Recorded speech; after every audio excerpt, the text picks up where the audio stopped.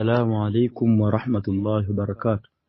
Inshallah, baada ya kumshukuru Mwenyezi Mungu na kuzitaka rehma na amani zimwendee mtume wake Muhammad sallallahu alaihi wasallam, inshallah leo tutaangalia mambo ambayo ni lazima kumfanyia mtu aliyekufa. Wayalzam fil mayiti arba'atu ashiyai, mtu aliyekufa ni lazima kumfanyia mambo manne, na kila mmoja wetu, mimi mzungumzaji pia na wewe msikilizaji, kila mmoja atakufa. Kila aliyoko kwenye mgongo wa ardhi atakufa. Sasa mtu anapokufa ni mambo manne ni lazima kumfanyia. Jambo la kwanza, ghusluhu, ni kumuosha.